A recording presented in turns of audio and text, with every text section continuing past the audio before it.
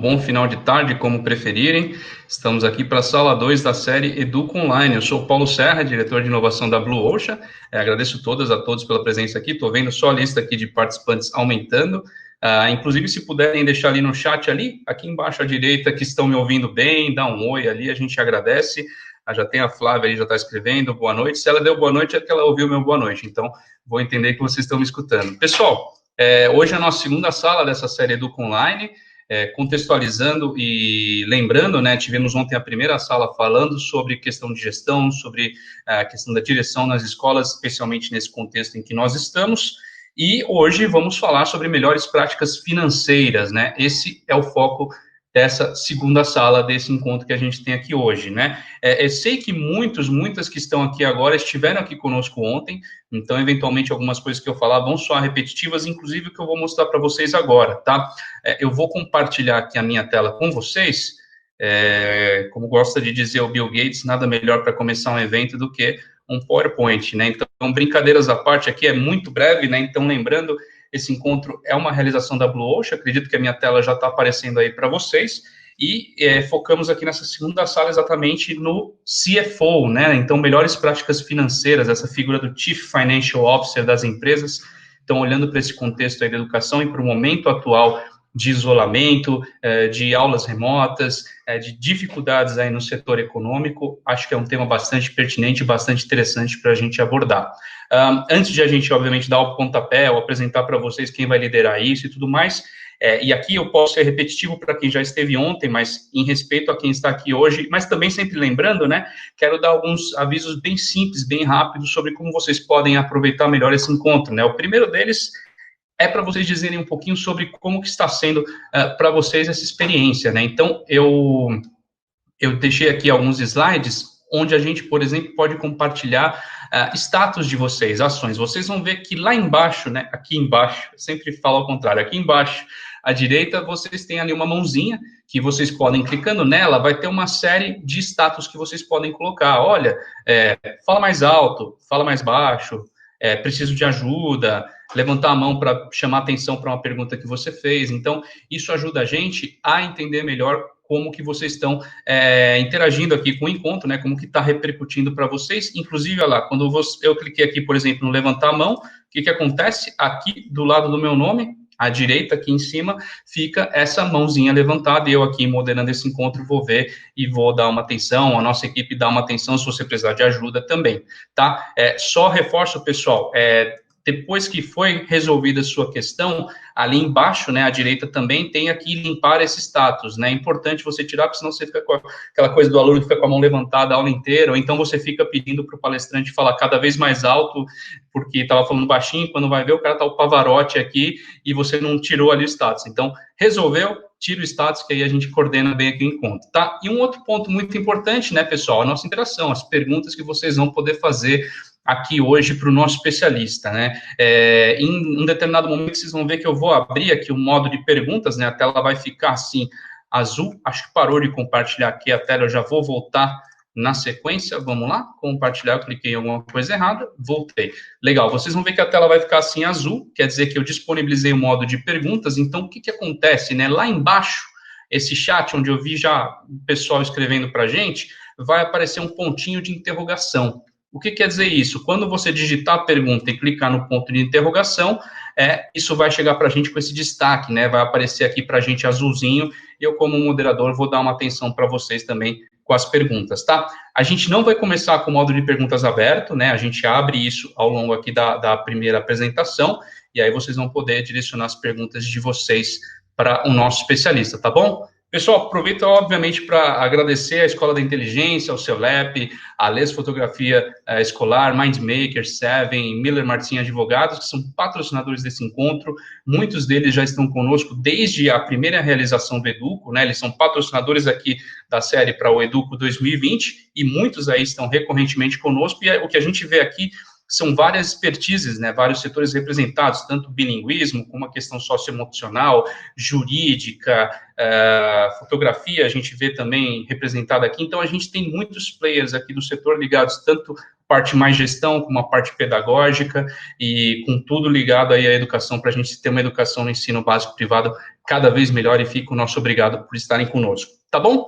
Lembrando, né, voltando lá no comecinho, Sala 2, CFOs, melhores práticas financeiras, está aqui com a gente hoje o Fernando Barão, que é sócio da Coros Consultores. Então, entre as 18 até as 18h40, a gente tem esses 35, 40 minutos, a gente vai ouvir a experiência dele nesse assunto, né, falando um pouco sobre renegociação financeira entre os pais, as escolas, aqueles recursos que têm maior impacto nos pais e oneram menos as escolas. Então, um cara que tem muita vivência no setor de educação e que certamente vai compartilhar bastante com todos nós essa experiência aqui nesse encontro de forma bastante interativa, tá? Vou parar de interromper aqui a minha tela, vou voltar a aparecer para vocês.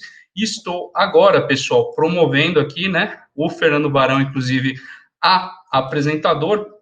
Barão, já deve aparecer para você aqueles botõezinhos para liberar o teu áudio e o teu vídeo, né? Sempre tem um delayzinho, então quando estiver disponível para você, eu te agradeço aí por estar conosco. Pessoal, a gente vai começar vendo a experiência do Fernando Barão, está aí conosco já. Olá, Barão, boa noite, tudo bem? Boa noite, tudo bem? Você está me ouvindo bem? Mais que bem, meu caro. Acho que estamos te ouvindo melhor do que o pessoal está me ouvindo. E só para a gente fechar nessa dinâmica, né, pessoal, como eu adiantei, eu não vou abrir agora o modo de perguntas, né, eu vou deixar, como eu brinquei até ontem com o André, vou deixar o Fernando aqui molhar o bico, porque senão ele fala boa noite, vocês falam, como eu faço para adiantar cartão de crédito? Calma, calma, de repente ele vai falar disso, então segura as pontas, né, então fechando ali, faltando uns 5, 10 minutinhos no tempo ali da fala do Fernando Barão, eu dou uma segurada ali para abrir o modo de perguntas, aviso todas e todas que vocês podem mandar já as perguntas de vocês, aviso o Barão que faltam aí uns 5, 10 minutinhos para ele, e a gente já começa a receber as questões e já passa aí para esse debate, uma vez encerrada a fala do Fernando Barão. Meu caro, falei demais, eu vou te passar a palavra aí de imediato. Eu sei que você vai compartilhar a tua tela aí conosco, né? Você tem uma apresentação, acho que bem rica para nós. Eu vou sumir aqui com o meu vídeo, o áudio continua aqui nesse primeiro momento, e eu já te passo a bola. Você deve estar acessando aí do teu lado esquerdo ali, tem aqueles botõezinhos para compartilhar a área. Então, meu caro, é com você, estou por aqui, e assim que eu ver que está tudo andando aí, eu sumo também com áudio para você ficar à vontade com o pessoal. Aproveitem. Obrigado, Barão. Eu que agradeço, boa noite a todos, agradeço a presença. Em primeiro lugar, agradeço o convite para mais uma vez estar presente no Educo, minha terceira oportunidade de poder falar com o público do Educo, uma honra para nós aqui da Coros Consultores. Eu acredito que eu conheça já parte do público que está nos assistindo agora. De qualquer maneira, vale uma apresentação, principalmente para quem eu não conheço, tá? Eu sou o Fernando Barão, sou sócio consultor da Coros Consultores, aqui em São Paulo. A Coros é uma empresa de consultoria na área estratégica, econômica e financeira, voltada exclusivamente para escolas particulares. Nós estamos no mercado trabalhando com essa finalidade desde 1988, então vamos completar 32 anos agora, este ano de 2020. E a nossa marca, o nosso carro-chefe, nosso diferencial é entender de escola, tá? Temos aqui a nossa formação acadêmica, os nossos anos de mercado, mas o que nos diferencia efetivamente, a título de consultoria, o que nos gabarita para poder conversar com donos de escola, é justamente o entendimento profundo que a gente tem nesse mercado. A gente sabe o quão diferenciado é o mercado de escolas, a gente sabe a quantidade de especificidades que tem, né, como ele é diferente de uma série de outros mercados. Então, o conhecimento aprofundado, vertical, que a gente adquiriu ao longo dessas décadas, nos gabarita para poder, para que possamos nos apresentar como consultores na área da educação, tá? A gente conversa com o dono de escola individualmente, praticamente todo dia, o dia todo, e pode trazer muito dessa experiência que a gente ganha observando aí as melhores e também as piores iniciativas, né, as melhores e as piores práticas, fazendo um intercâmbio de informação. Então, essa é a matéria-prima de sucesso da consultoria, é a informação. E hoje, o meu objetivo aqui com vocês é justamente dividir com este público bastante informação que a gente tem coletado do mercado. A gente sabe, por experiência própria, que o dono de escola, em geral, é um ser bastante solitário e não tem muitos interlocutores no dia a dia com quem dividir suas dúvidas, o encaminhamento de decisões estratégicas, desde o macro até o micro, desde o micro até o macro. Então, a gente acaba sendo esse interlocutor qualificado para as escolas, e aí a gente acaba sendo um grande depositário aí de experiências. Este momento, especificamente, que a gente está vivendo, é um desafio que eu acredito ser o maior desafio de todos os meus quase 30 anos de consultoria, os meus pessoais, né? Eu estou na Corus aqui desde 1994, o momento mais desafiador, sem dúvida nenhuma, pelos elementos diferenciadores que ele tem, pelo grau de complexidade das decisões que estão sendo exigidas das escolas, né? Pelo grau de envolvimento da comunidade, da sociedade como um todo, num macro problema que apareceu aí e que, por enquanto, a solução está sendo trabalhada. A gente não sabe, a gente está vivendo a cada dia, a cada semana, uma realidade nova, novos desafios, e está tendo que renovar a nossa capacidade de tomar decisões quase que diariamente, né? A gente pensar no conteúdo das reuniões que fizemos aqui com os nossos clientes há 30 dias, e tanta coisa diferente e nova que já aconteceu nos últimos 30 dias, mostra o quanto é essa realidade, o dinamismo do que está acontecendo, tá? Não parece que faz 30 dias, parece que faz muito mais, parece que faz um ano, tamanho a quantidade de coisas que aconteceram, tá? Então, é muito difícil, né, se manter informado, se manter antenado com as tendências de mercado, sendo uma escola isoladamente. Então, a gente vai trazer para vocês um pouco dessa experiência, mas com a ressalva de que o desafio, assim como ele é muito desafiante para vocês, é para nós também, tá? Boa parte da bagagem que a gente traz para poder indicar os melhores caminhos, na grande maioria dos problemas que as escolas enfrentam, essa bagagem não é tão válida para esses problemas novos que estão aparecendo. A gente procura usar a nossa experiência como gestores de escola, como consultores e interlocutores aí de donos de escola, para achar junto com eles as melhores saídas. Portanto, em todas as conversas que vocês tiverem com os interlocutores, duvidem se alguém trouxer uma receita de bolo pronta para vocês, tá? Isso não existe, tem que se entender realmente o caso a caso, não existe um único encaminhamento para solucionar, ou não existe uma melhor solução possível para os problemas que valham para todas as escolas, tá? Então, esse é um preâmbulo, um pouco apresentando o Fernando Barão, um pouco apresentando a Corus, mas também já dando uma visão geral do problema que está sendo enfrentado, da grandiosidade, da densidade do problema que está sendo enfrentado, e encaminhando um pouco para que haja um entendimento do que é que a gente vai falar, né? Então, eu vou agora, nesse momento, compartilhar minha área de trabalho com vocês.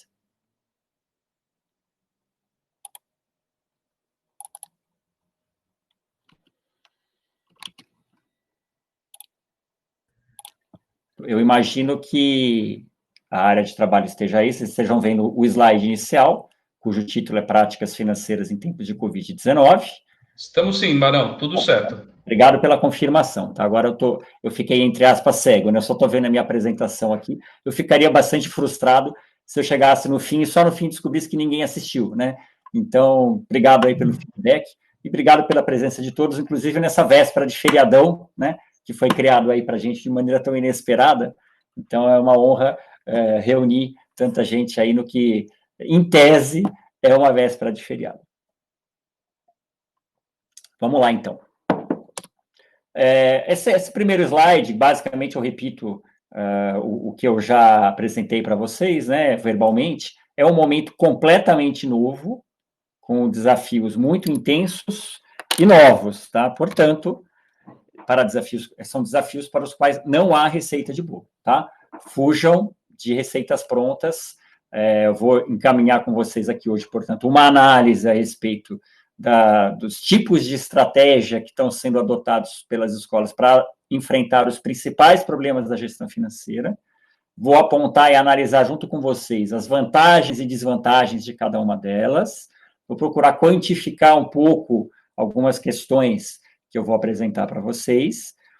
E vou procurar indicar também quais estão sendo mais usadas e menos usadas pelos alunos, pelas escolas, e quais estão num timing ainda adequado para ser usadas, quais já pode ser que o timing tenha passado, tá? Mas longe de mim querer cravar o que cada um de vocês deve fazer, tá? A intenção é realmente um bate-papo para apresentar os prós e os contras. Tem 2 pontos principais da estratégia a ser seguida, quer dizer, independente da questão da decisão que vocês vão tomar com relação a preço, ou com relação a desconto, ou com relação a salário, né? Esses são meandros da estratégia grande, da macroestratégia que tem que ser adotada. Essa macroestratégia, no nosso entender, na observação que a gente está tendo da ação das escolas, ela tem que ter dois vetores muito claros, 2 pontos principais. O primeiro é a proteção do fluxo de caixa. Isso tem que ser a prioridade da escola. Então, o fluxo de caixa projetado que a gente tem trabalhado para as escolas, ele tem mudado muito, infelizmente, para pior, né? A cada nova revisão, as premissas de receita têm piorado. Então, a necessidade de proteger o fluxo de caixa, que já era uma visão que a gente tinha lá no começo das notícias sobre pandemia, só se reforçou, tá? Mesmo as escolas que estejam bem de caixa, ou cujo fluxo não indica um grande desequilíbrio, mesmo essas têm de tomar ações de proteção do fluxo de caixa. Essa é a prioridade, é proteger neste momento para conseguir ultrapassar essa grande onda que está chegando, tá? Vou falar um pouco sobre isso, mas esse é um dos 2 grandes pontos da macroestratégia que as escolas têm que adotar. E o segundo ponto é justamente ter foco na sobrevivência. Veja que sobrevivência está aí em caixa alta, né? Porque, de fato, as escolas com que a Corus trabalha começaram o ano de 2020 com uma determinada expectativa de resultado, com uma determinada expectativa de caixa, e essas expectativas já se desfizeram diante de tudo que já aconteceu desde o início aí dessa quarentena. É claro que isso é muito frustrante, é claro que isso, do ponto de vista dos espíritos animais, aí fere um pouco até da questão do empreendedorismo, mas a verdade é que, diante da situação geral que a economia se encontra, o ano de 2020 vai ser o ano para sobreviver. Esse é o ponto. Tá? Ainda que o seu lucro seja muito menor do que nos anos anteriores, e no gráfico de evolução do seu lucro, muito provavelmente para sempre, 2020 vai ser marcado como uma linha, um ponto fora da curva, né? Vou colocar um asterisco lá para explicar. Isso é da realidade do jogo, tá? A gente não tem força para enfrentar, para reverter essa situação de que não aceito perder resultado, não aceito perder caixa. Não tem jeito, tá? O foco agora tem que ser exatamente isso, a sobrevivência. A gente acredita que, infelizmente, também no mercado de escolas, vai existir um processo de depuração, infelizmente, principalmente das escolas menores, principalmente das escolas só de educação infantil. Vou falar um pouco sobre isso daqui a pouco, tá? E que vai fazer com que muitas escolas, esse mercado que é muito pulverizado, deixem de existir, tá? Então, a luta, nesse momento, o foco de estratégia tem de ser o de sobreviver, chegar vivo, inteiro, no ano de 2020, ainda que o seu lucro tenha, no final das contas, sido contabilizado como muito menor do que o dos anos anteriores, para a gente começar a contar uma nova história a partir de 2021. Então, essa é a questão da macroestratégia, né? E aí eu começo a descer para os meandros das questões que ligam o estratégico ao operacional, tá? Então, hoje, o gestor da escola, ele vem enfrentando, basicamente, 8 grandes desafios. E aqui eu estou falando exclusivamente da questão econômico-financeira, tá? Não estou abordando a parte pedagógica, que tem lá também seus N desafios, que eu não vou abordar aqui, não é esse o foco hoje, o foco é mais no econômico-financeiro. Então, eu vou aprofundar dentro desta toada, tá? Esses 8 desafios, eles estão assim divididos. 5 são ligados às receitas, à gestão de receita, 2 são ligados às despesas, e 1 é ligado à questão do financiamento, tá? Temos aí, então, os 8 desafios.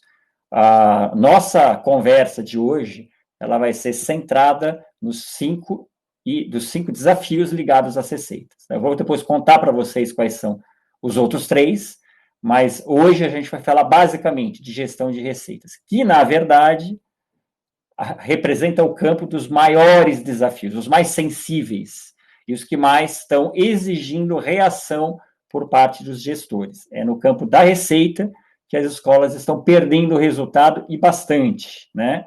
O campo da despesa também exige lá as suas ações, mas ele está mais sob controle, e o campo do financiamento oferece agora algumas alternativas, algumas opções, que não eram possíveis ou não eram tão múltiplas como eram antes da quarentena. Então, aprofundando um pouco mais, né, vamos entrar agora no entendimento de quais são os 5 desafios ligados às receitas. E aqui, primeiro, eu vou só intitular os 5, e depois eu entro um pouco mais no pormenor sobre a questão da estratégia que tem sido adotada em cada um dos 5 desafios. Então, o primeiro desafio ligado à receita é a inadimplência, como era esperado com a quarentena. Muitos pais de alunos estão em dificuldades financeiras, e isso já se sabia que aumentaria a inadimplência, como de fato aumentou e aumentou bastante.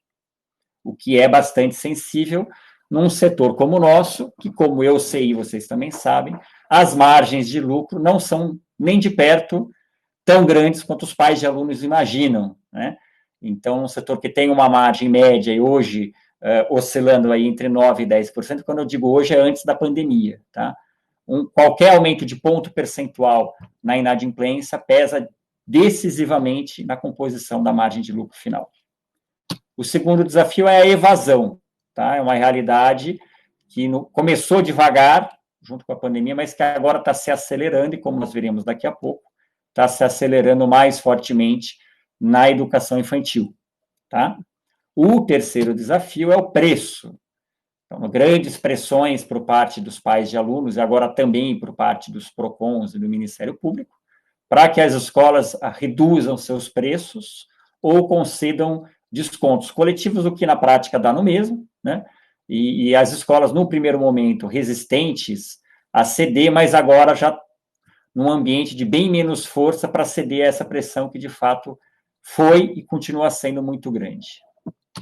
O quarto desafio são os descontos, e aí eu estou falando de descontos individuais, não estou falando de coletivos, né? Junto desse cenário macro aí traçado de dificuldades econômicas vividas por boa parte dos pais de alunos, a gente já esperava ter e teve, de fato, uma quantidade muito grande de pedidos de descontos individuais. E aí vamos contar um pouco sobre as estratégias possíveis para lidar com isso. E, finalmente, o quinto vetor aqui dos desafios, as atividades extras, né? A gente sabe que elas são uma importante fonte de sustentação do resultado para muitas escolas, né? A maior parte das escolas explora atividades extras, desde atividades esportivas, atividades de lazer, atividades de línguas, né? As escolas exploram essas atividades, ajudam na composição da margem. Em muitas escolas, inclusive, o resultado das atividades extras é maior do que o próprio resultado da atividade educacional, e a perda da receita dessas atividades extras, portanto, é uma perda bastante significativa e que tem que ser trabalhada pelo gestor.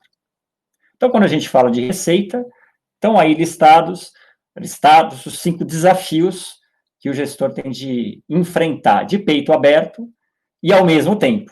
E são 5 desafios que individualmente já causariam bastante estrago, imagina vindo todos ao mesmo tempo, que é o que está acontecendo agora com as escolas, tá? Antes de entrar no detalhe das estratégias para combater essa perda de receita, 2 conceitos iniciais têm que ficar bem claros, porque eles norteiam boa parte das ações que vão precisar ser tomadas. O primeiro conceito: para os pais, a escola está lucrando mais com o advento das aulas virtuais. A gente sabe que isso não é verdade, mas os pais de alunos estão longe de ser profundos conhecedores da formação, da estrutura, do orçamento de uma escola particular. A conta que o pai faz normalmente é que ela pega a mensalidade do aluno, multiplica pelo número de alunos da classe, ele infere uma receita, ele tira o que ele acha que é o salário do professor, o resto é lucro da escola. É mais ou menos essa conta, e ele acha que a escola ganha rios de dinheiro, com margens exorbitantes. E aí, neste raciocínio, no momento em que a escola vai para a aula virtual, ele imagina que a escola vai economizar uma parte substancial dos seus custos, e aquele lucro que já era grande vai ficar ainda maior. Não se espantem, essa é a visão da maior parte dos pais de alunos, tá? Então, vindo sob essa ótica, a gente entende o vigor com que eles têm chegado na escola para exigir redução de preço, para exigir concessão de descontos, E então, sempre que vocês tiverem uma abordagem desse tipo, desse jeito, primeiro procurem vestir as roupas dos pais, os sapatos dos pais, entender a forma como eles estão pensando, procurem desmistificar isso de uma maneira acadêmica, de uma maneira didática, né, para que o pai comece, em primeiro lugar, nessa conversa, a cair na realidade, que a realidade é bem diferente daquilo que ele imagina, e ele imagina porque ele é subsidiado por uma grande campanha de décadas aí da imprensa e dos órgãos de defesa do consumidor, que apontam que as escolas estão rios de dinheiro, tá? E a gente sabe que isso não é verdade. E o segundo conceito, que também é muito importante, e quem tem educação infantil deve estar percebendo isso, é que a gestão da educação infantil é um capítulo à parte na gestão da crise nas escolas particulares, tá? A crise, ela é grande, ela atinge a escola inteira, mas a educação infantil, em especial, ela está sofrendo muito mais do que o resto. A educação infantil tem algumas características específicas, né, na relação com o aluno, e mesmo dentro da educação infantil, quanto menor é o aluno, maior a dificuldade da escola em transitar pelo ambiente virtual, porque o aluno é muito pequeno, ele não tem uma autonomia suficiente para interagir com essas aulas virtuais, depende da presença do pai, depende da presença da mãe, ele tem uma capacidade de concentração ainda bem menor, né? O fato é que os pais estão questionando a validade da ferramenta de aula virtual para a educação infantil, e quanto menor o aluno, maior é o questionamento. Boa parte das escolas, inclusive, concorda com esses questionamentos, né? Então, o movimento de pressão que existe dos pais sobre a escola, ele é catalisado com uma potência muito mais alta na educação infantil, o que tem feito com que aquele processo de evasão seja muito maior na educação infantil, e, portanto, as pressões para pedir desconto ou para pedir redução de preço fiquem também maiores na educação infantil. E aí as escolas precisam considerar isso ao traçar a sua estratégia para lidar com os clientes, tá bom? Então, esses são dois grandes conceitos que eu acho que uma recomendação inicial, tentem posicionar isso no seu campo de informação na hora de lidar, seja do ponto de vista estratégico, seja no micro, ali no tete-a-tete com o pai de aluno. Importante você lembrar a posição dele e a sua posição no que se refere a onde que você tem mais força, onde que você tem menos. E aí, assim, quando surgiu a quarentena, quando a gente partiu abruptamente para as aulas virtuais, foi um processo meio de uma hora para outra, assim, pegou muita gente completamente de surpresa.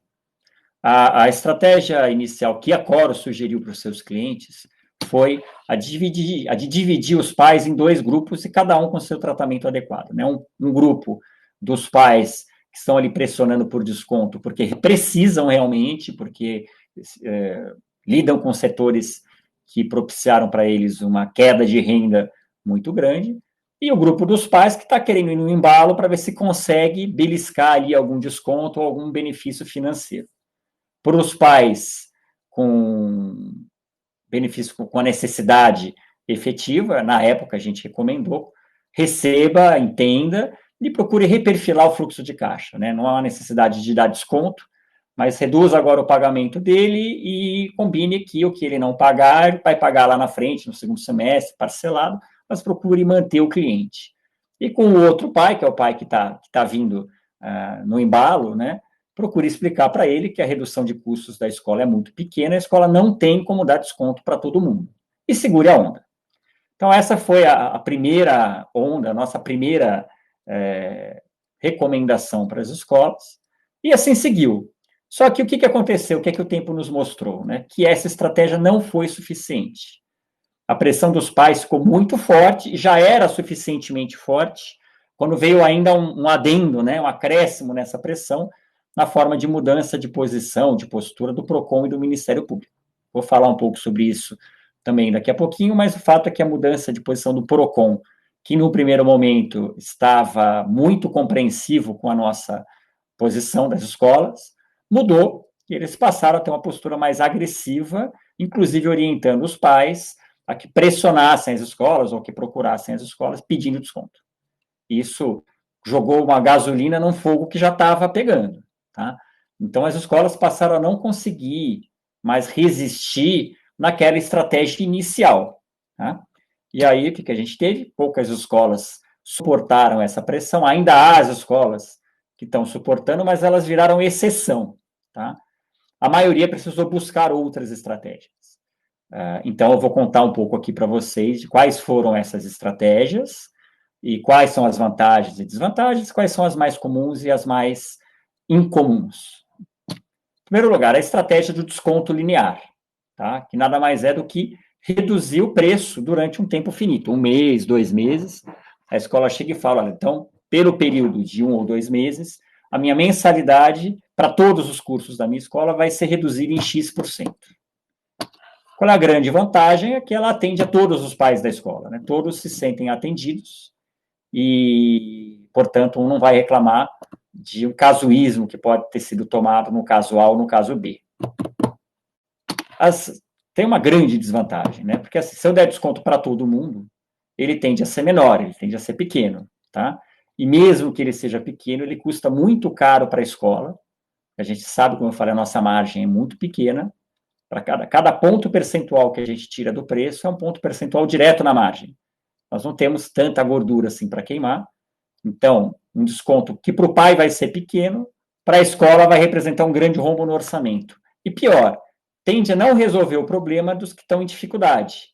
De um lado, porque se eu der um desconto pequeno, o cara que está realmente com dificuldade não vai resolver o problema dele, e também não vai resolver o problema dos que não estão vendo valor nas aulas virtuais, notadamente a educação infantil. Né? O pai de educação infantil que procura a escola dizendo, olha, não estou satisfeito, não está valendo a pena, o problema dele não é nem falta de dinheiro, o problema dele nem é que ele acha a escola cara, ele não está vendo valor na prestação de serviços. Né? Então, a escola, um dos jeitos de tentar segurar é falar, ok, você não está vendo valor, eu vou baixar o meu preço. Só que se você der igual para todo mundo, essa redução de preço na educação infantil também vai ser pequenininha. Mas se a escola quiser seguir esse caminho, e muitas seguiram, agora estão adequando, de quanto seria essa redução? Quer dizer, o que os pais, no primeiro momento, disseram é que teria que ter essa estratégia para todo mundo, porque a escola teve uma redução de custos. Essa redução de custo, no primeiro momento, não foi muito grande. A gente fez aqui uma tabela que resume, em média, de acordo com os orçamentos que a gente trabalha aqui dos nossos clientes aqui na Corus, e imaginando quanto que seria reduzido de cada um dos itens de custo, o quanto que é o antes da pandemia e quanto que é o depois da pandemia, do ponto de vista de peso de cada um desses itens sobre a disposição das receitas, das despesas da escola. Então, se a escola gastava 100 antes da pandemia, com as reduções automáticas de custos que acontecem, por exemplo, água, luz e telefone, cai um pouco, horas extras e reuniões podem cair um pouco, o benefício cai porque cai o vale transporte, né? Cursos e treinamentos podem cair porque eu não vou dar treinamento com a mesma intensidade enquanto a escola estiver em aulas online, eventos, publicidade, com certeza vai ser menos. Então, imaginando essas reduções mais agressivas em alguns itens, menos agressivas em outros, a gente vai ter uma queda média de 4,3% aí. Então, as escolas que adotaram a iniciativa logo de cara de fazer o desconto linear baseado na sua redução de custos, foi nessa magnitude. Quem deu mais desconto do que isso, ou tinha itens mais variáveis, como, por exemplo, alimentação incluído na mensalidade, que mudaria a conta, ou queimou a sua parte da sua margem, tá? Quem deu 10%, certamente optou por queimar uma parte da sua margem, tá? Mas esse cálculo não varia muito de escola para escola. 3% a 5% é o que a gente vai encontrar aí como custo automaticamente variável. Uma outra estratégia, então, foi do desconto só para a educação infantil. Não dar descontos para... Aí eu estou falando coletivo, tá? Desconto, baixar o preço. Não vou baixar o preço do F1, nem do F2, nem do médio, e vou dar um desconto só para os alunos da educação infantil. A grande vantagem é que o desconto pode ser maior e ataca justamente o ponto fraco das escolas na negociação, tá? Nessa pressão, e aí repetindo, né, essa pressão dos pais em cima da escola no que se refere a preço, ela é muito maior na educação infantil e é onde realmente a escola tem mais dificuldade de se defender. Então, uma estratégia de redução de preço concentrada na educação infantil, ela tem um viés estratégico mais interessante, porque você vai atacar ali onde a escola está mais fraca. Por outro lado, ela desagrada os pais dos demais cursos, né? Os pais do F1, do F2, por mais que você esteja cheio de argumentos para explicar que a escola, sim, reduziu um pouco de custo, mas que ela está direcionando essa redução de custo. Ela não está ficando com esse dinheiro, ela está direcionando essa redução, esse quinhão de dinheiro para atender os pais, que onde está realmente sendo apresentada uma distorção de valor agregado no serviço que está sendo prestado. Os pais de F1 e F2 e médio podem não gostar muito, e a pressão desse lado pode continuar existindo, tá? De qualquer maneira, essa é a estratégia dominante até o momento, tá? Então, lá no começo era a ideia de ou dar aqueles descontos só para quem pedisse e tentar nem dar desconto, para tentar reperfilar. Agora, a estratégia dominante está sendo a do desconto só para a educação infantil. Baixar o preço, e baixar o preço no percentual mais agressivo, tá? Nesse momento, hoje, se eu tivesse que fazer um recorte das estratégias utilizadas, essa seria a estratégia que está com mais frequência sendo usada. Mas existe um mix de estratégia possível, que é uma estratégia do desconto maior na educação infantil, mas linear para os demais cursos. Você vai dar desconto para todo mundo, só que o desconto da educação infantil, ele vai ser maior. Então, se eu der lá os 5% para F1, F2 e médio, eu vou dar 20%, 30% para a educação infantil, dividindo, portanto, de uma maneira estratégica a distribuição da possível economia de custos que eu fiz, e na educação infantil, na verdade, até indo além, com o objetivo não de fazer um bonitão com os pais de aluno, mas de evitar uma evasão tão agressiva mesmo. Tá? Aí a gente está falando exatamente disso. Na educação infantil, é uma medida, não que eu estaria abrindo mão de uma receita para tentar agradar o pai. Na verdade, o que você está tentando fazer é minimizar a perda de receita, diminuindo o seu preço e evitando uma enxurrada de evasões que a gente tem observado em várias escolas. Tá?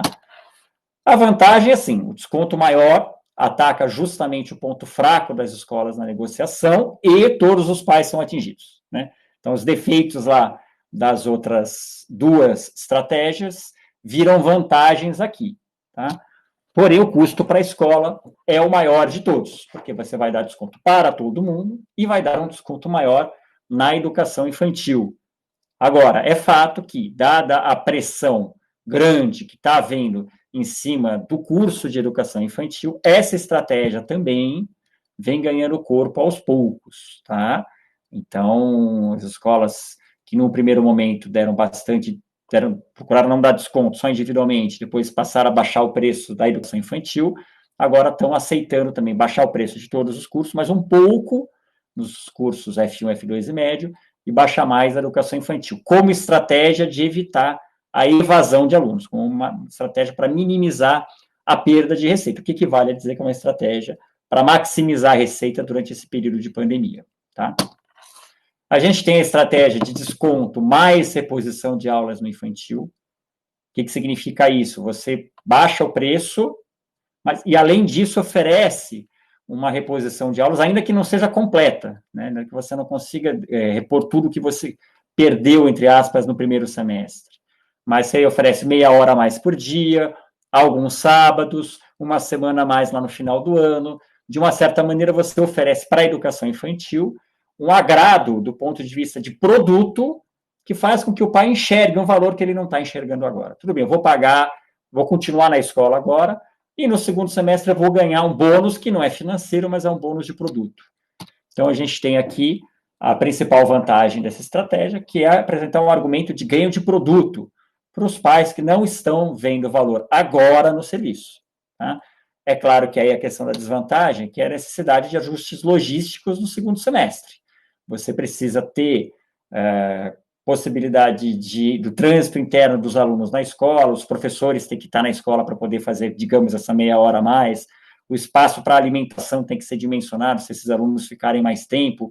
Então, isso tem que ser dimensionado adequadamente, e se a escola tiver este espaço na logística, é uma possibilidade de ela oferecer este agrado de produto que tende a ficar mais barato do que a alternativa que é baixar mais o preço agora, tá?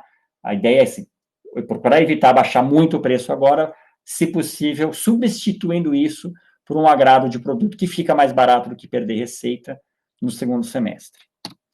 Tem a estratégia Robin Hood. Essa estratégia foi adotada com sucesso por algumas escolas. O que é a estratégia Robin Hood? Né? É você chegar para os pais e dizer, olha, eu poderia tirar 5% da minha mensalidade, mas ao invés de eu tirar, eu vou criar um fundo de bolsas com esses recursos e vou direcionar para pais com necessidade que comprovem a sua queda de renda. Tá? Então, a escola mantém o seu preço e cria um processo de solicitação de bolsas bem estruturado, bem comprovado, em que ela tem a capacidade, portanto, de ser bastante concessiva, porque ela criou a fonte de cursos, ela está usando a economia de custos, não para baixar o preço de todo mundo, mas para atender com bastante intensidade os pais que têm necessidade. Então, é justamente essa vantagem. Né? A escola consegue atender quase que na plenitude as solicitações dos pais com necessidades individuais, concede descontos maiores a eles, e ainda destaca uma missão social da escola, que é atender quem realmente está realmente precisando, e não a todos os pais de uma maneira linear. Agora, a grande desvantagem disso é que o timing pode já ter passado, né? Porque quem tinha que pedir desconto já pediu, você já negociou, provavelmente já deu alguma coisa, né? Então, agora fica um tempo complicado de você dizer, não vou baixar meu preço, porque eu vou atender os pais que, na verdade, eu já atendi. Tá? Então, é um timing que, salvo se sua escola estiver num momento muito diferente desse que eu acabei de falar, fica prejudicado. E também, no caso das escolas que usaram essa prática, não agradou todos os pais, evidentemente, muitos se sentiram mal de ter que, puxa vida, mas eu quero o meu desconto, não quero dar para os outros pais. Mas, sim, em linhas gerais, a visão, a leitura que foi feita da utilização dessa estratégia foi positiva. Falando sobre inadimplência, tá? Então, lembra daqueles 5 tópicos? Né? A gente falou bastante sobre preço aqui. Vamos falar um pouco sobre inadimplência. Em primeiro lugar, o aumento médio de março para abril foi de 5 pontos percentuais. Ela quase dobrou a inadimplência. Aqui eu estou falando de inadimplência apurada no próprio mês, tá? Não é inadimplência do ano. No final de março, a inadimplência média apurada aqui nos nossos orçamentos foi de 7%. No final de abril foi de 12%. Então, teve um crescimento de 5 pontos percentuais. Lembrando que a nossa margem é entre 9 e 10, né? Então só a inadimplência já comeu metade. E em maio deve ser maior, porque os pais que tiveram dinheiro para pagar em abril não necessariamente terão para pagar em maio. Para o contrário, não é verdade. Se o cara não teve dinheiro para pagar em abril, muito provavelmente ele não vai ter em maio também. Então, a nossa expectativa é que a inadimplência de maio vai ser ainda maior do que foi a de abril. E assim, do ponto de vista estratégico, né, a estratégia de cobrança tem que ser muito diferente para os pais que só ficarem inadimplentes depois da pandemia. Importante lembrar, você tem lá os pais recorrentes, né, aqueles que sempre atrasam, e esses já devem ter um esquema de cobrança sistematizado mesmo, com datas para cobrar, sem dar muita moleza.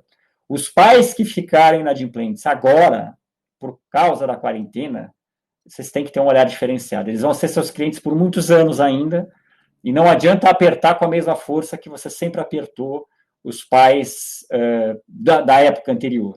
Tá? Tem que chamar para emparcerar, tem que ser suave na forma de cobrança, procurar jogar para o segundo semestre esses vencimentos, ou se for o caso, dependendo da situação do pai, é realmente dar desconto grande para ele, porque aqui já que a ótica da estratégia 2020 é sobrevivência, a melhor coisa que vocês podem fazer com esses pais é manter os seus clientes por muitos anos. E 2020, negociar da maneira que for possível para eles. Tá? Essa é uma estratégia muito importante e que vai doer muito para a escola se ela negligenciar essa estratégia, porque ela vai acabar se indispondo com uma série de pais que simplesmente não tem como fazer melhor e que tem disposição de ficar na escola por muito tempo.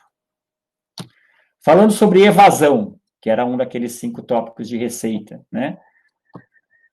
Na educação infantil, as escolas estão perdendo alunos às dezenas, tá? A gente mediu a evasão de 15 de março até 15 de maio.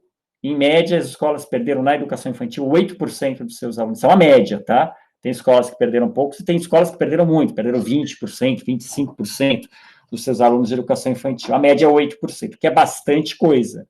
Imagina para as escolas só de educação infantil perder 8% dos alunos, né?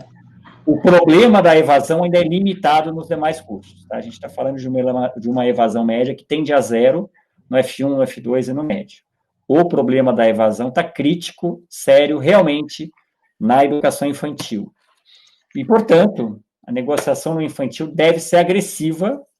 A escola tem realmente, na nossa opinião, e o que a gente tem observado, para ter sucesso, tem que recorrer a aspectos financeiros e também não financeiros, como seria o caso do exemplo que eu dei da reposição no segundo semestre, tá?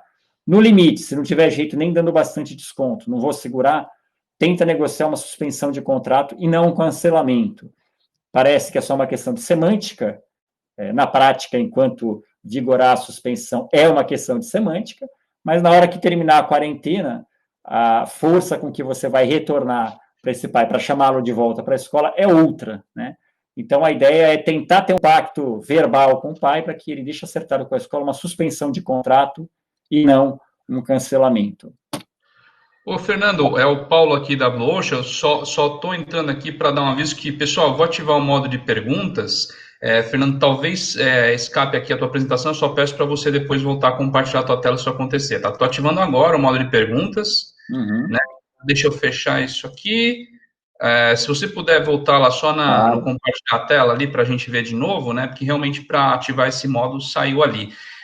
Pessoal, ali embaixo, né, no chat, agora vocês digitando ali, clicando ali no ponto de interrogação, vocês já conseguem mandar perguntas, tá? Então, digitou ali no chat e clicou na interrogação, já chega com uma pergunta aqui pra gente, tá bom?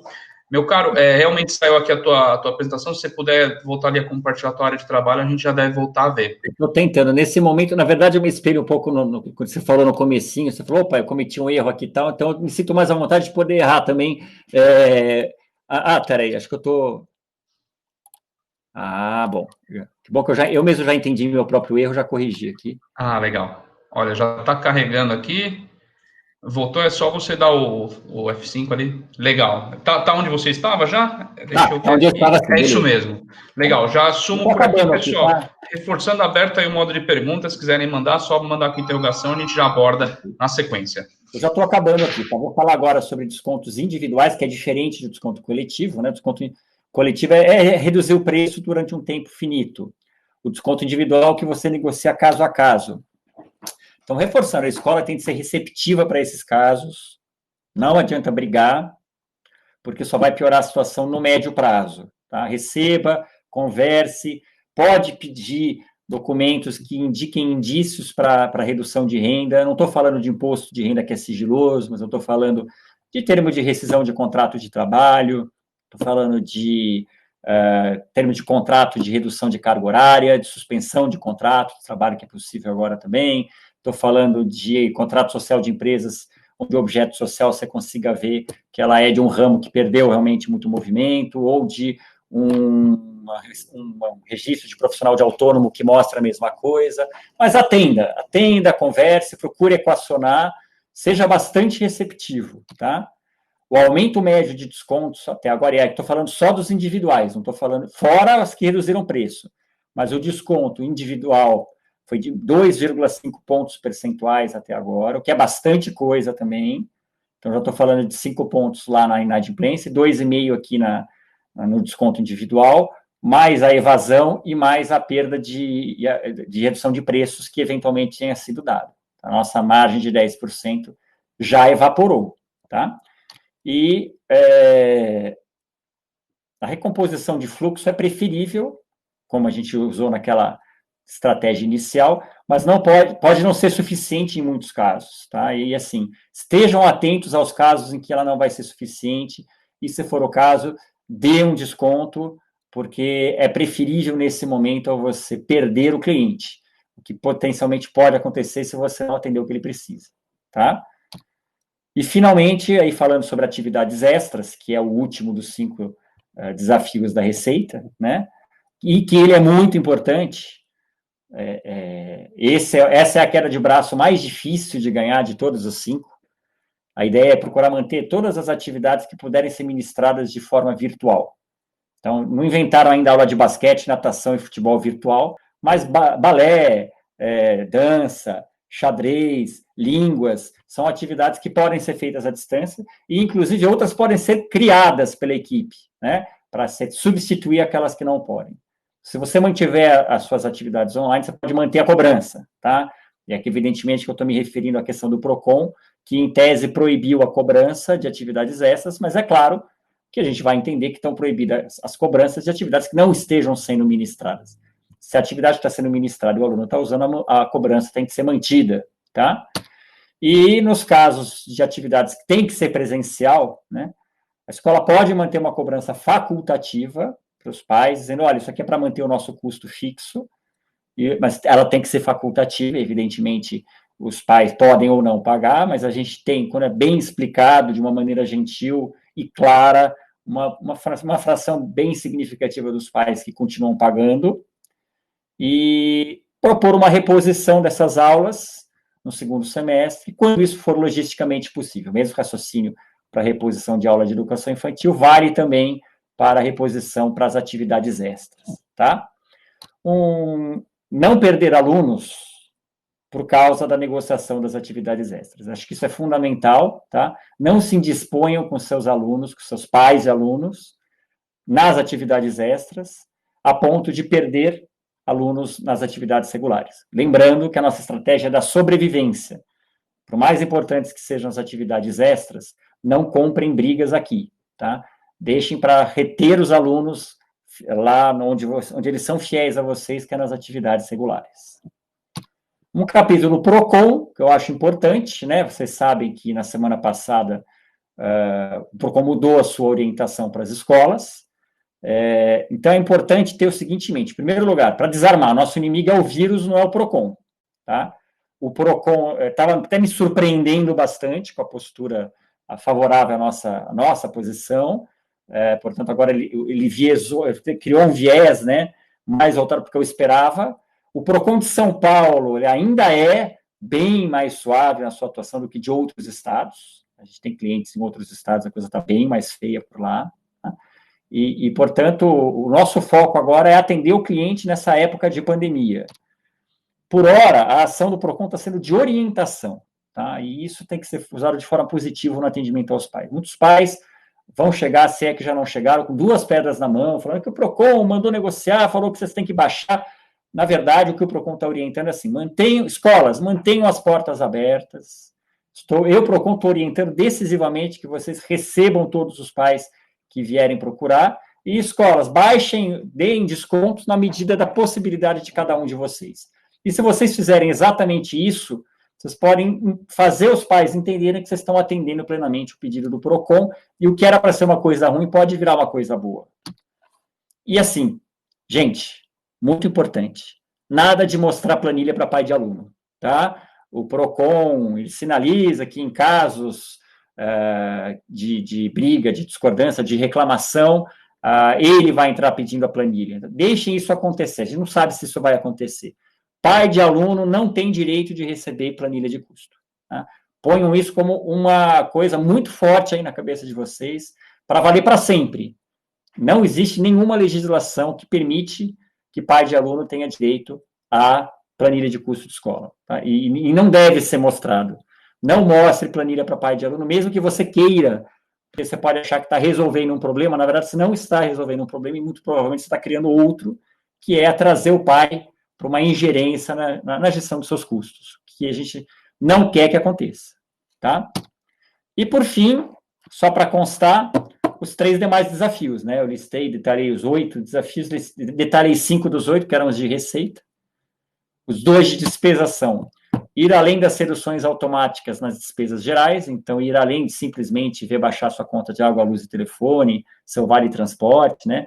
Tentar renegociar aluguéis, tentar renegociar contratos com prestadores de serviço, reduzir contas de publicidade, reduzir investimentos, se for o caso, pontualmente nesse ano de 2020. Então, é um trabalho necessário para o gestor. E o segundo desafio de despesa é usar a medida provisória do emprego de forma inteligente, de forma a reduzir o principal custo da escola, que é a folha de pagamento. Tá? A medida provisória do emprego mereceria uma palestra só sobre ela, que nós não temos tempo aqui, mas dada o tamanho da pressão dos pais por redução de preço e oferecimento de desconto, não vejo saída para essa equação fechar que não passe pela escola utilizando a medida provisória do emprego. A capacidade de obter reduções de custo aqui é muito maior do que fora da folha. E isso é possível de fazer sem prejudicar o funcionário, tá?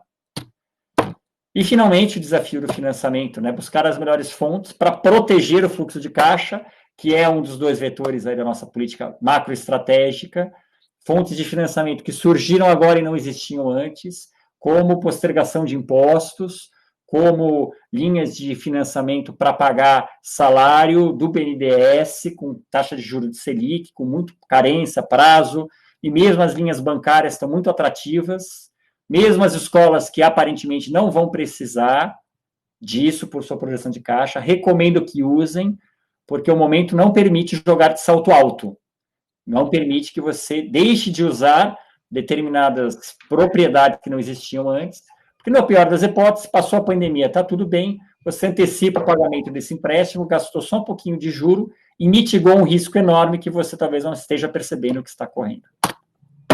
Passei um pouquinho do tempo, né, pelo meu controle aqui, passei 10 minutos, mas eu peço desculpas pelo estouro, me empolguei um pouco em alguns pontos. Está aí os meus contatos, e-mail, website da Corus e telefone. Agradeço mais uma vez a atenção, o convite, e fico à disposição para debater e responder perguntas aí que tenham sido feitas pelos participantes.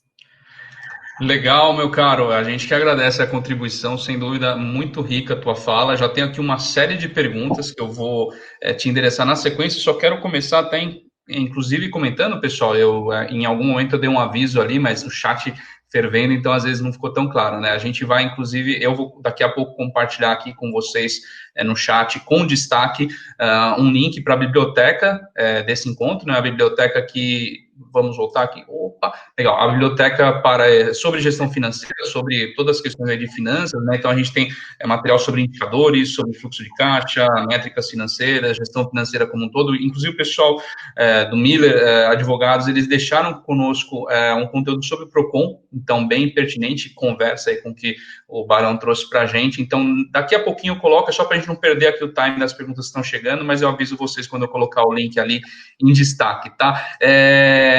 Uma pergunta aqui para começar aqui, Barão, olha só, eu vou ler, tá? A Cristina mandou para a gente, ó, tenho recebido solicitações de desconto de pais que fizeram pagamento da anuidade 2020. Como poderia ser a conversa com estes pais? O que você pode recomendar para um caso desse? Tá bom, o pai que pagou a anuidade à vista simplesmente utilizou de uma prerrogativa que a escola deu de uma alternativa de pagamento. Agora, todo desconto coletivo que você der, ou seja, você baixar o preço para quem optou por 12 ou 13 vezes, por 1 ou 2 meses, que seja, você tem de estender também para esse pai, tá? Na forma ou de devolução de um prorata, desse percentual aplicado a esse número de meses, ou de um desconto na matrícula para 2021. O mais correto, tecnicamente, é você devolver, mas você pode propor para o pai, ao invés de eu te devolver um dinheiro, que é uma coisa meio esquisita, né?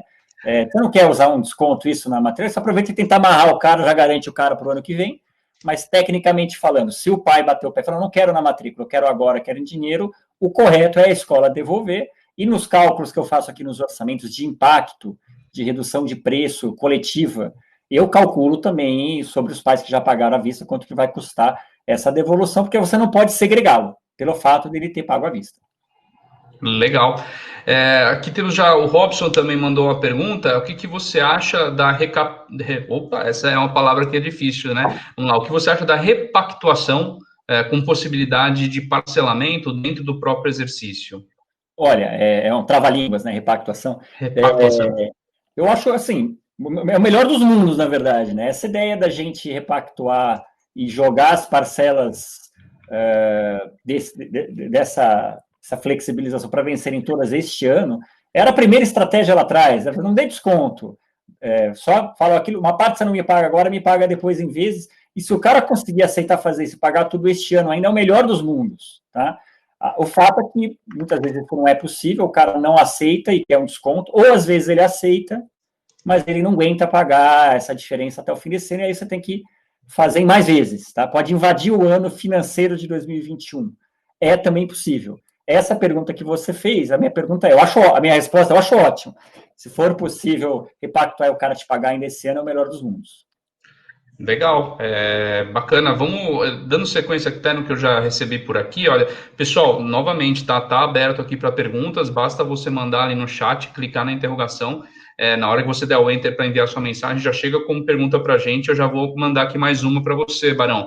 O André Bernardo, ele coloca aqui: se você teve experiência com grupos de pais que contrataram uma assessoria jurídica para conseguirem descontos, e qual que você acha que é a melhor abordagem? Olha, assim, tem sim assessoria jurídica e também já fizeram notificação extrajudicial, né? Então, essas coisas, elas são feitas pelos pais para caprichar na forma, né? Para aumentar, criar um elemento de pressão maior sobre a escola.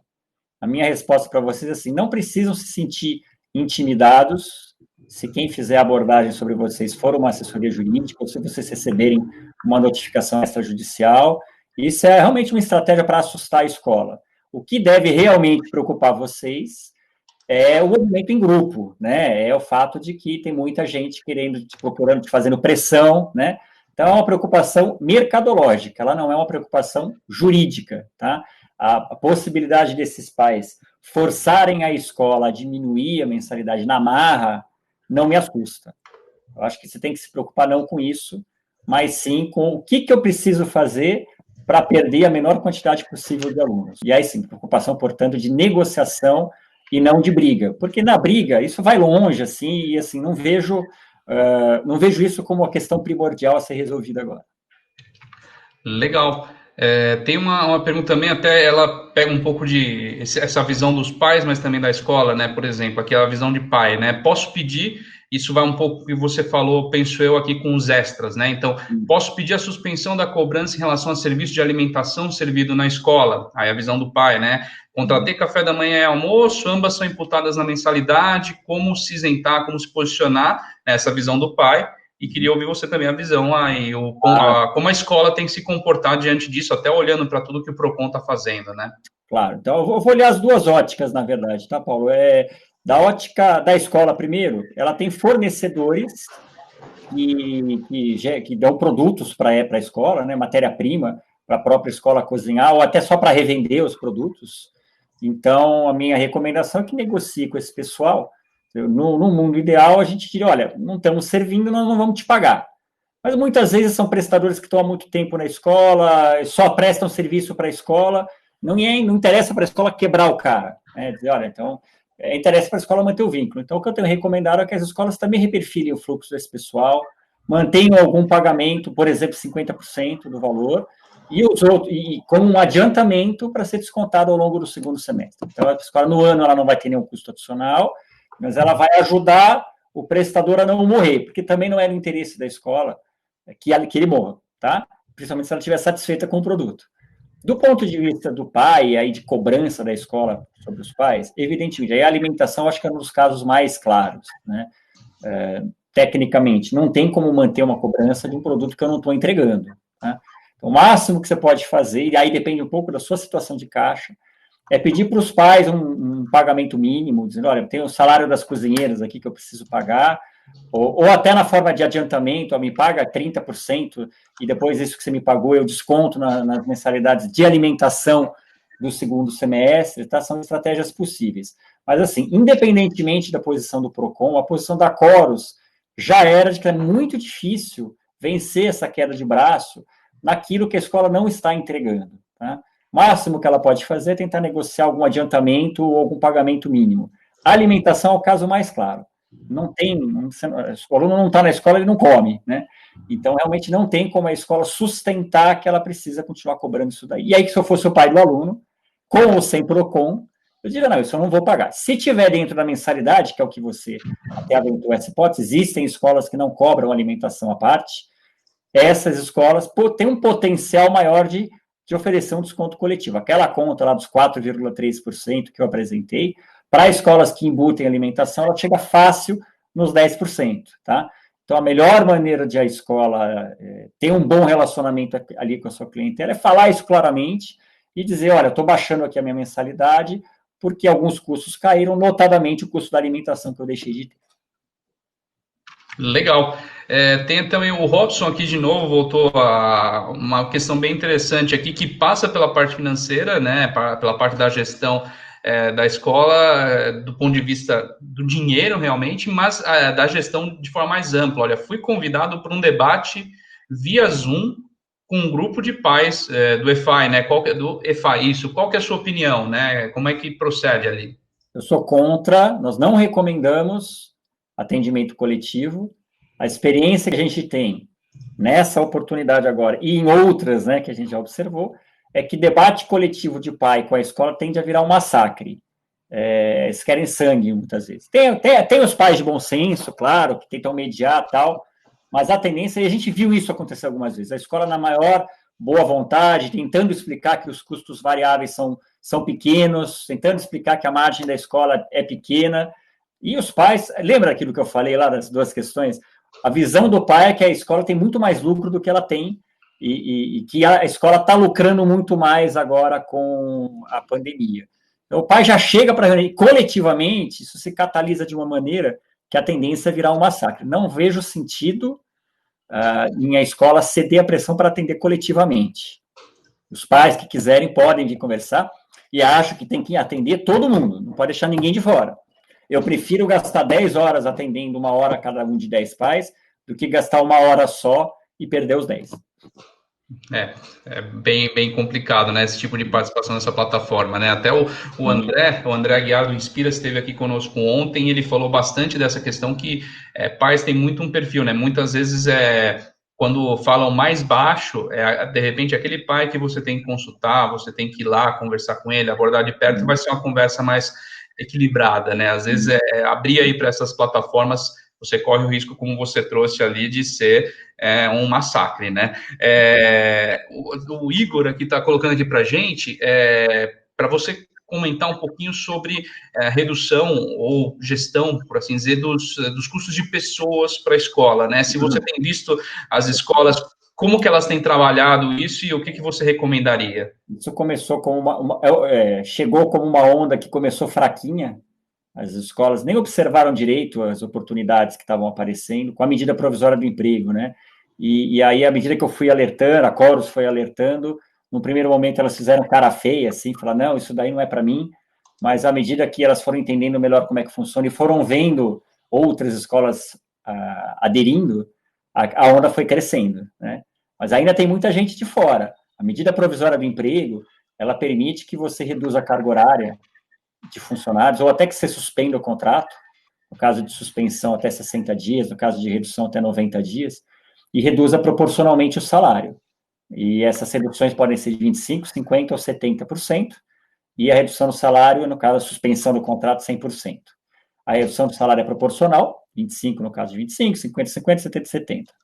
O governo entra com uma ajuda de custo para repor parte dessa redução, não é inteira, é uma parte, e a escola tem a prerrogativa de complementar ainda para manter a remuneração do funcionário na forma de ajuda de custo, sem encargos. Só dando um exemplo bobo, assim, um funcionário que ganha R$ 2.000, e aí você reduz o salário dele em 25%, ele passa a ganhar 1.500. Só aí já é uma economia. O governo vai entrar com uma ajuda de custo para esse cara de, digamos, R$ 300. Portanto, a escola vai pagar um salário de 1.500 e ele vai receber 1.800. E a escola ainda pode pagar os 200 para ele continuar recebendo os 2.000 na forma de ajuda de custo, sem encargos. Então, a escola que tinha antes um custo de 2.000 mais encargos, passa a ter um custo de 1.500 mais encargos e 200 sem encargos. É uma redução substancial, e aí, se você pensar nos casos de 50%, 70%, essa redução pode ficar bem interessante. E vamos lembrar, fazendo desse jeito, não prejudica o funcionário, porque você mantém a remuneração dele, e ele ainda ganha uma garantia de emprego pelo tempo equivalente à duração desse contrato de redução ou suspensão. Ele não perde nada, trabalha menos e ainda ganha Segurança, de né? emprego, que hoje vale ouro, né? Então, para o funcionário só tem ganho. Para a escola tem redução de custo. Qual é a lógica dessa redução de custo? É a ajuda de custo que o governo vai dar. O governo vai pagar parte da folha. Agora, muita atenção, essa redução de custo ela tem que ser real, né? Ela tem que ser, não pode ser inventada.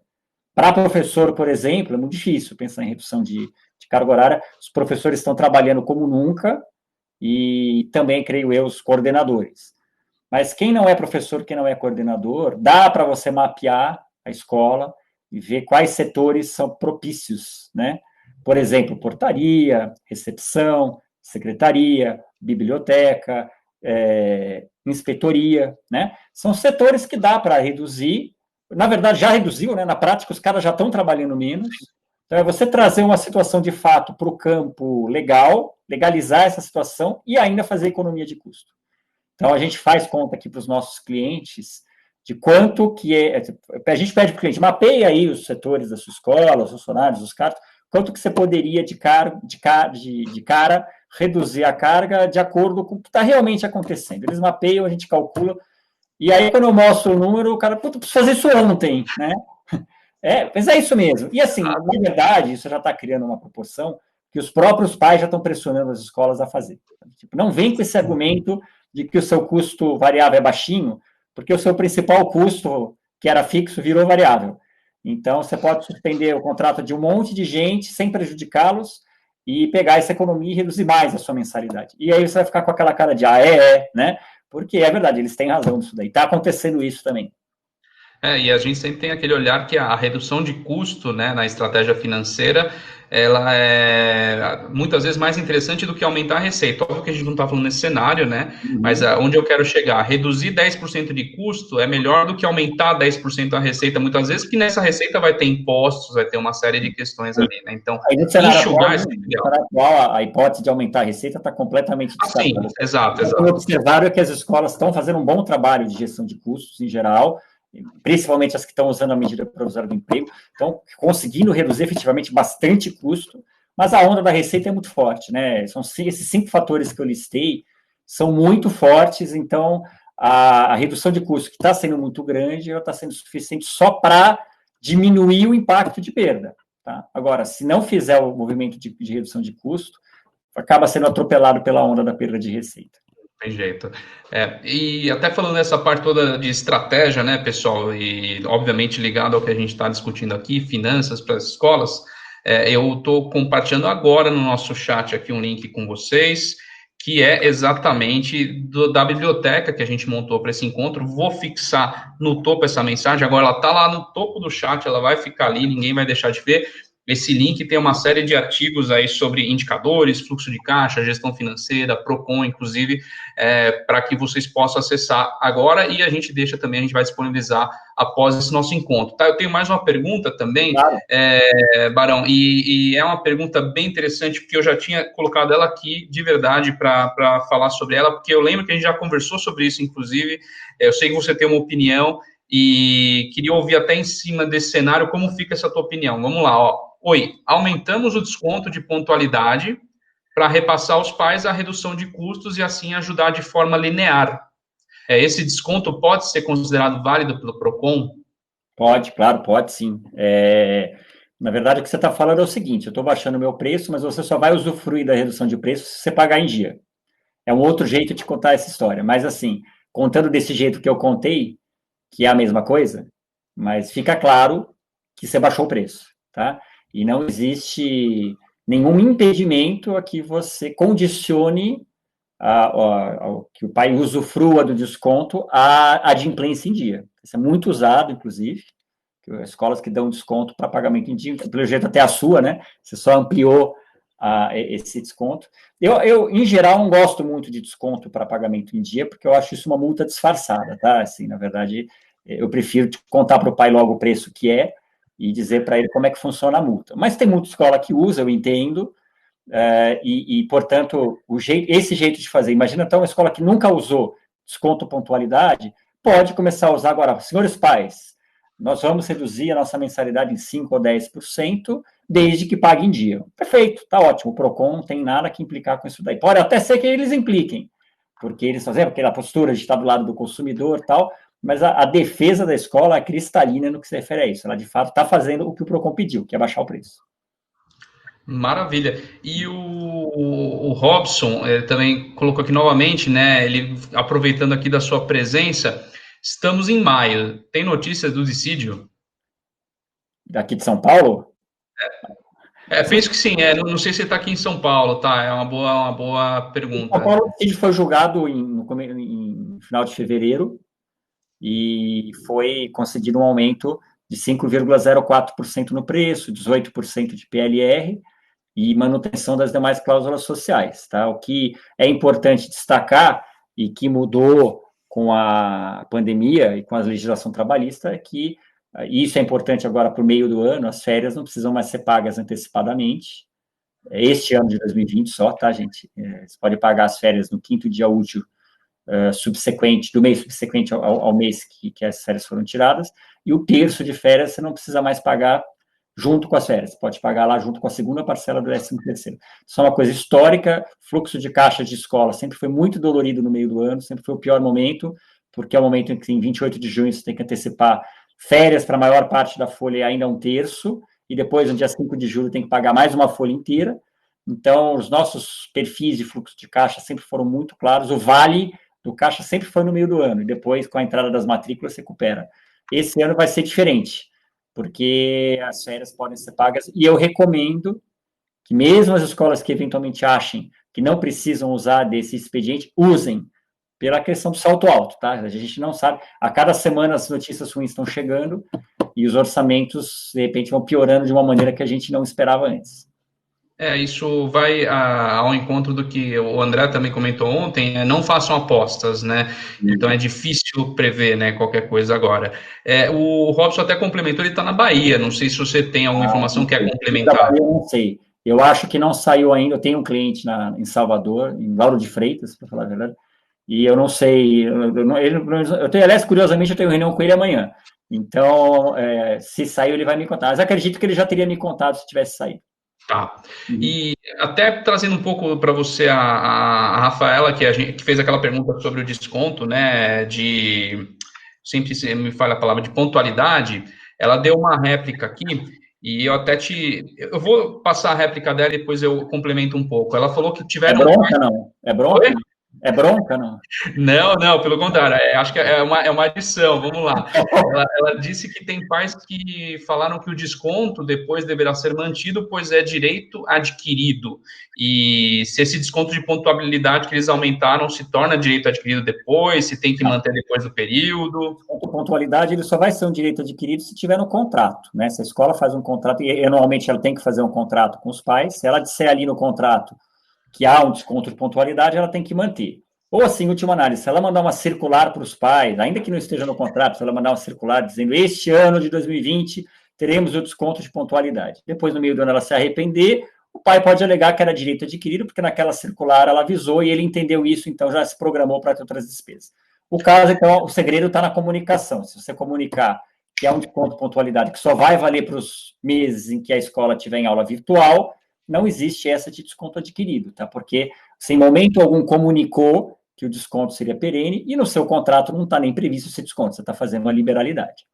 Legal. E aqui, no caso, como ela colocou na pergunta que ela aumentou o desconto, né? Eu entendo que ela já tinha esse desconto, né? Então, e para quem não tinha ainda, né? Que quiser ir para esse caminho, eu sei que talvez não seja na condição normal de temperatura e pressão, talvez não seja o que você mais gostaria, mas se o cara vai para esse caminho, né, do desconto da pontualidade agora, a questão é essa, é fazer um contrato, é estabelecer direitinho, alguma restrição, Procon?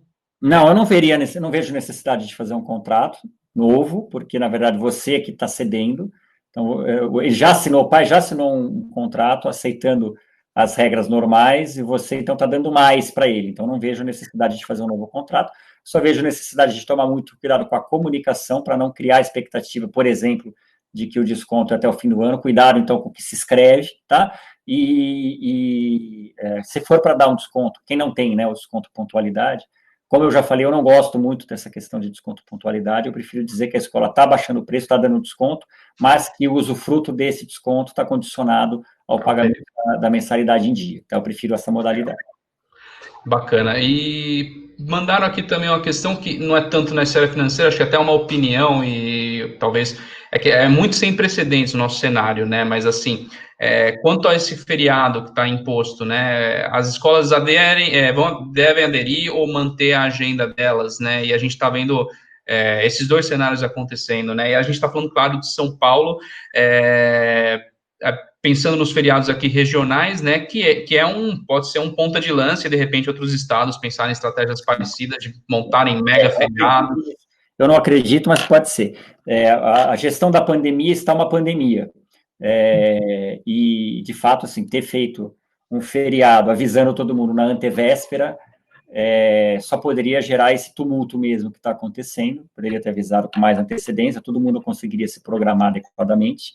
Uma das questões, então, que ficam abertas, as escolas batendo cabeça, dou aula ou não dou aula? Minha recomendação é que seja legalista nessa hora, seja legalista, não dê aula.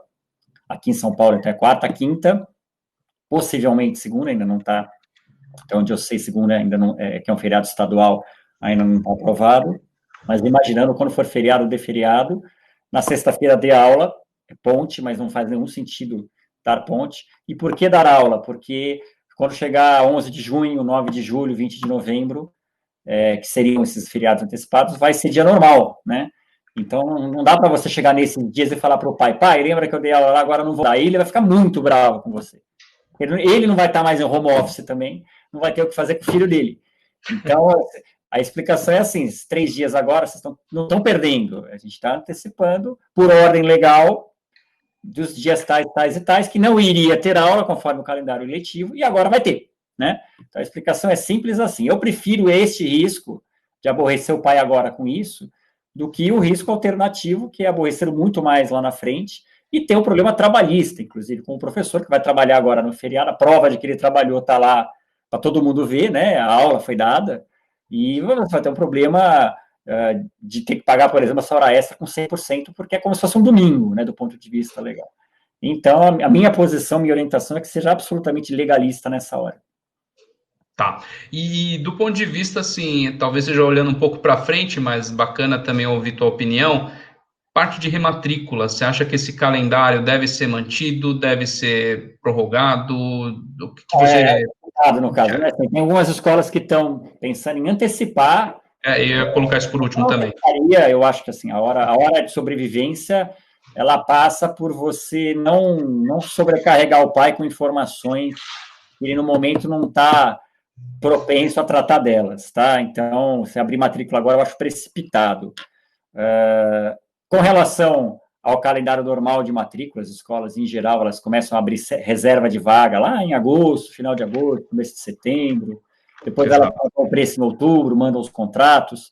Está muito cedo ainda para eu dizer para você se a gente vai manter isso ou não.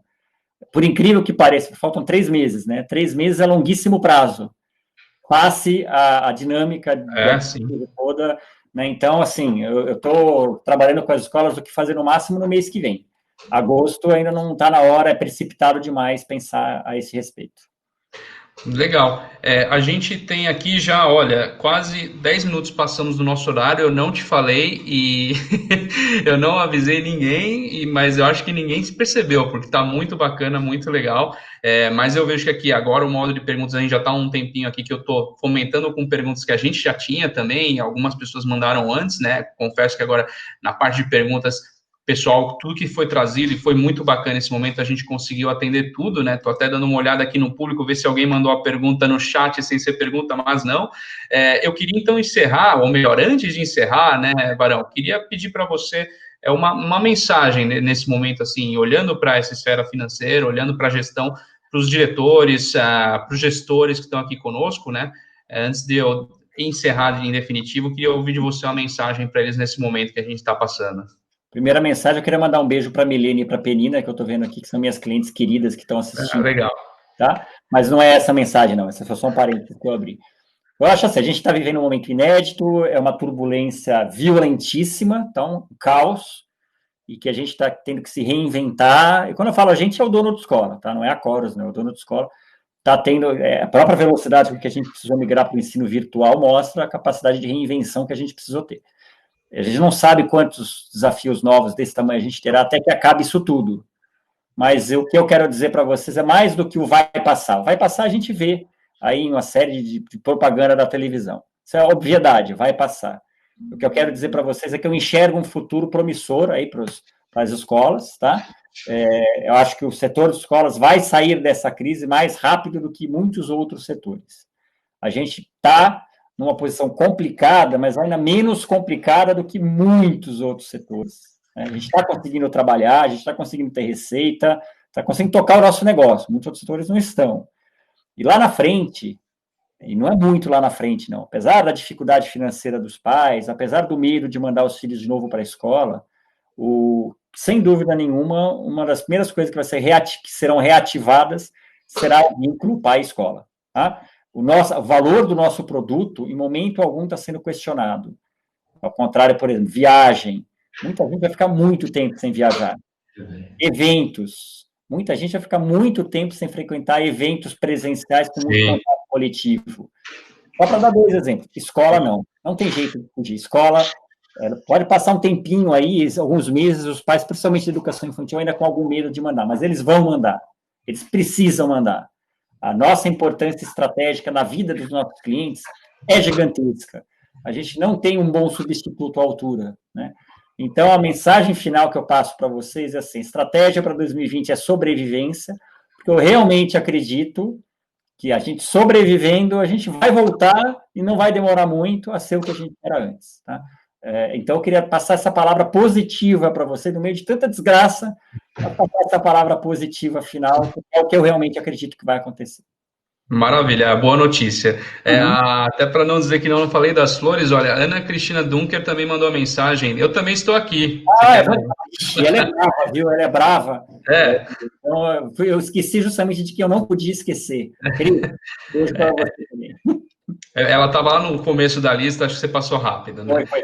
Obrigado. Maravilha. A amizade continua. Legal, pessoal, tá aqui no destaque, ainda no chat, aqui nesses últimos instantes aqui, o link para vocês, está com a biblioteca sobre finanças, sobre gestão financeira, fluxo de caixa, vários artigos que elencamos ali para vocês, templates, e vou deixar aqui ainda um pouquinho enquanto a gente está nesse encerramento, e depois a gente disponibiliza para todos, para todas, tá? Amanhã, aqui na nossa série de aulas, para todos já inscritos, para todas inscritas, enviaremos para vocês o link, o token para acessar a sala, como a gente tem feito. Será um novo link, um novo token, porque cada uma dessas salas é um novo encontro, é uma nova aula, né? Então, por isso que realmente é uma nova experiência, novo link, novo token, sempre associado ao e-mail de vocês. Então, não percam, não deixem de marcar presença, estar com a gente amanhã falando sobre todo o lado socioemocional em um momento aí como esse. Tá, Barão? Obrigado de novo pela contribuição, foi muito rico, sempre um prazer aí ouvir você, interagir com você, acredito que todos gostaram bastante também. Espero, vamos ver. Obrigado por tudo, viu? Obrigado pela oportunidade, foi um prazer estar aqui